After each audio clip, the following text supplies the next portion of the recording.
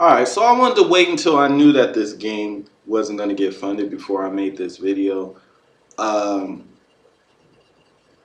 when this game first got announced, I was excited. I was excited because I am a fan of Eternal Darkness. Had this game day one on the GameCube. Love this game. However, when the spiritual successor to this game, Shadow of the Eternals, was announced, I was a bit suspicious, and for good reason apparently. Now people will say, "Oh, Trey, you're just cautious about Dennis Dyack and his past and his troubles with finances." Yes, that could be a big part of it, but another big part about it was just how this campaign was run. First, they couldn't get a Kickstarter because their development base was not in the United States. It was impossible for them to get a Kickstarter. So they go with another means of earning money. They have a ridiculous goal that was nowhere close to being met.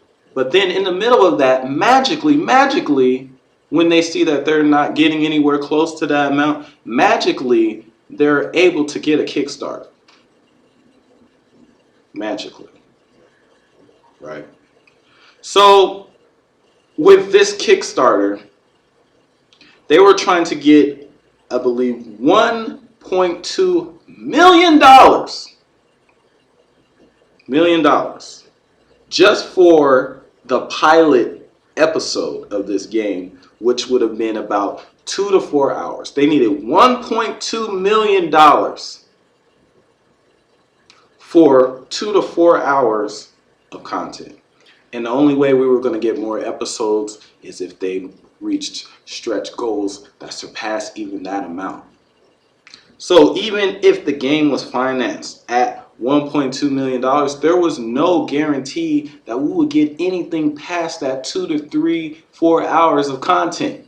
Now, I thought that was a little fishy. Why do they need that much money for a very, very short amount of gameplay? And they supposedly need the money from us to fund the game, yet they seem to have the money to get CryEngine 3. And I know a bunch of you guys are probably thinking, oh, well, maybe CryEngine 3 doesn't cost that much to license.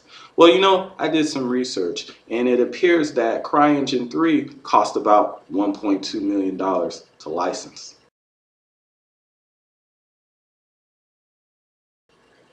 Just to license the damn engine. So obviously, these dudes have some chunk of change if they're able to license this engine. Notice they did not license Unity, which comes free with Wii U dev kits. So if they were that hard up for money, why did they use CryEngine 3? Why did they purchase a license to CryEngine 3 when there's a perfectly capable engine there for them to use for free? Then we have the official apology and questionnaire to fans from Dennis Dyack. Now, I'm going to be honest. From what I could tell, seems like half of the stuff he was telling was the truth, but the other half was bold-faced lying. That's just my opinion. It's usually easier for the doctor to tell someone is lying, and to me, it seemed like half of that stuff was lying. I mean, this dude was bringing up stuff, accusations, that weren't even listed in that article about him. It's like, where are you getting this stuff from?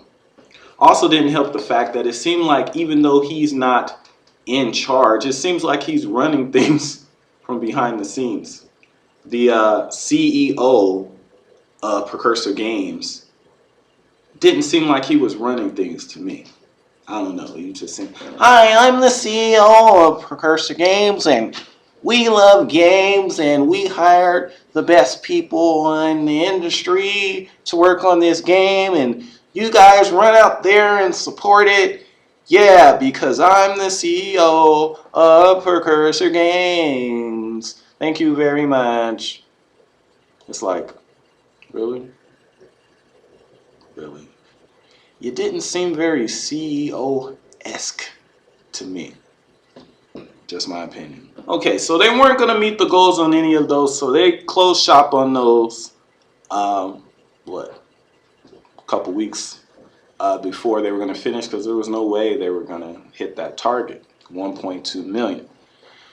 So then now, a few months later, they relaunched the Kickstarter, but this time with a much lower target. But here's where things get kind of funny. They set the target well below the 1.2 million to 750,000. But adds another platform in the PlayStation 4.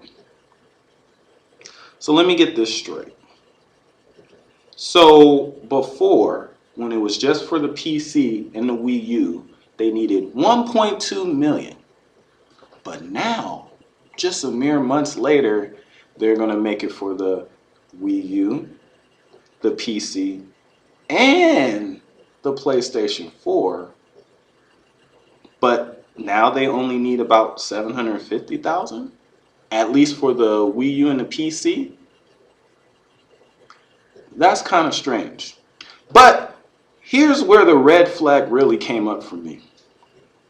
Remember how I told you guys originally that they said they needed 1.2 million just for the pilot 2 to 4 hour episode of this game? And the only way that we were going to get more episodes is if we reach these targets far past the 1.2 million. If you look at the Kickstarter page now it says it's a 8 to 10 hour full complete experience. Kind of weird. So a few months ago, you needed 1.2 million for 2 to 4 hours.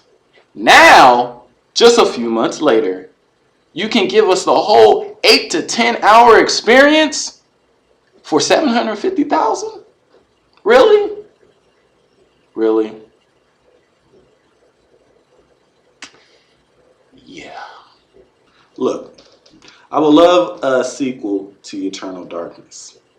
But unless you guys are getting backed by Nintendo or some other major publisher, sorry bruh, don't trust you.